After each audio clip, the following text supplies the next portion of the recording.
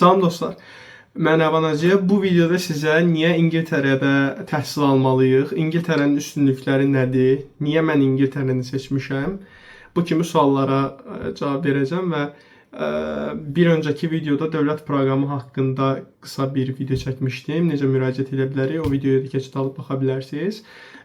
Bugün isə niyə İngiltərədə təhsil və mənim İngiltərəni seçməkdə əsas səbəblərimi sizə qeyd edəcəm və bu səbəblər bəlkə də sizə də uyğun olar və gələcəkdə siz də dövlət proqramına müraciət edərkən İngiltərəni seçimlər arasında qoya bilərsiniz. Niyə İngiltərə? Öncəliklə onu qeyd edeyim. Ümumiyyətlə, təhsil alarkən biz çalışmalıyıq ki, top universitetlərdə, yəni yaxşı təhsil verən universitetlərdə təhsil alaq. Və İngiltərədə ən yaxşı universitetlərin yerləşdiyi ölkələrdən biridir. Ümumiyyətlə, yəni təhsil alarkən mənim əsas məqsədlərimdən biri yaxşı yerdə təhsil almaq və təbii ki, ixtisasa uyğun da universitet seçimi etmək çox vacibdir. Çünki bəzən olur ki, universitet sizin ixtisasınıza uyğun gəlmir və daha yaxşı təhsil verən universitetlər var, amma sizin xəbəriniz yoxdur. Ona görə də bunu araşdırıb ona uyğun universitet seçimi etmək lazımdır. Yəni sırf İngiltərə deyə bütün universitetlər, yəni sizin məsələn tutaq ki, AI ixtisasına uyğun deyil. Siz oradan bir seçim etməlisiniz. Niyə bu universiteti seçdim? Onu da videonun ilərləyən dəqiqələrində qeyd edəcəm. Ümumiyyətlə, İngiltərə və İngiltərə təhsil gənc biri üçün çox yaxşı bir şəhərdir. Xüsusilə Leeds şəhəri demək olar ki, gənclərdən ibarətdir. Mənim qaldığım ərazi, universitetin şəhərciyi, istər elə Leedsin mərkəzi olsun, sentri olsun. Bunlar hamısı demək olar ki, 90% tələbələrdən ibarətdir, yəni gənclərdən ibarətdir. Və İngiltərəni seçməyimdə əsas səbəblərdən biri də burada təhsil imkanlarının, iş imkanlarının geniş şəkildə olmasıydı. Okey, indi isə keçid alaq niyə Leeds şəhəri? İngiltərədə bildiyiniz kimi bir çox universitet var və bir çox şəhər var. Onların hərəsinin öz üstünlükləri var. Londonun özündə belə bir neçə top universitet var ki, onlardan da qəbul almaq şansım var idi. Amma ki, mən niyə Londonu seçmədim, niyə Leedsi seçdim? Öncəliklə onu qeyd edeyim ki, Leeds və bunun kimi bənzər şəhərlər Londona nisbətdə çox ucuzdur və siz burada verilən təqaüd ilə rahat şəkildə dolanıb öz xərclərinizi rahat şəkildə qarşılaya bilərsiniz. Əlavə bir pul xərcləməyinizə ehtiyac yoxdur. Çünki yəni limitsiz deyil də bu pul. Bu verilən pulun bizə verilir 1300 pound və bu pulun müəyyən bir xərcləmə hissəsi var. Yəni bunun bir hissəsi gedir yataqxana xərcinə, yəni qalmaq xərcinə, bu evdə ola bilər. Yataqxana daha ucuz olur. Bir hissəsi gedir sizin yemək, yəni bu kimi xərclərinizə. Bir hissəsi də gəzmək, əylənmək, yəni bu şəkildə idarə edə bilərsiniz. Amma siz Londonda təhsil alsaz, düzdür, orada biraz daha çox pul verilir.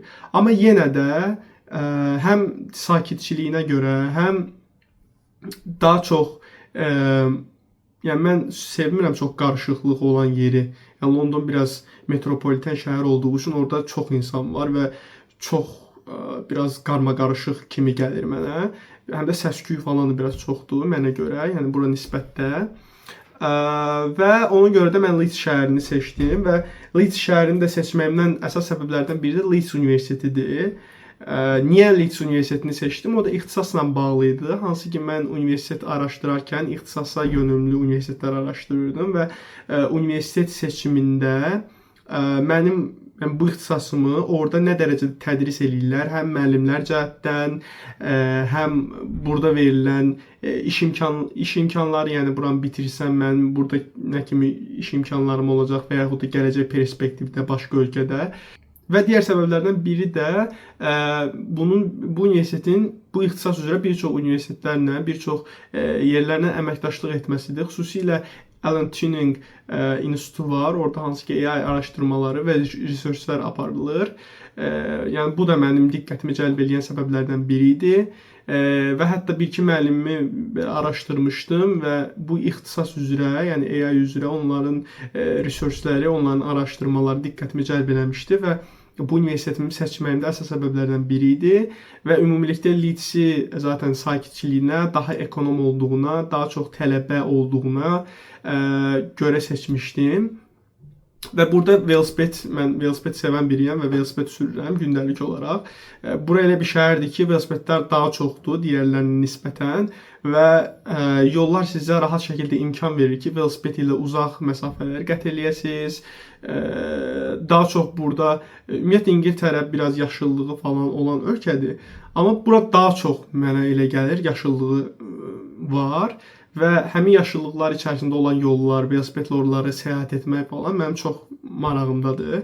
Açıqcası bura gəlməmişdən qabaq o velosiped temasını çox da araşdırmamışdım, bilmirdim, amma ümumi olaraq bilirdim ki, gedib orada rahat şəkildə velosiped sürə biləcəm.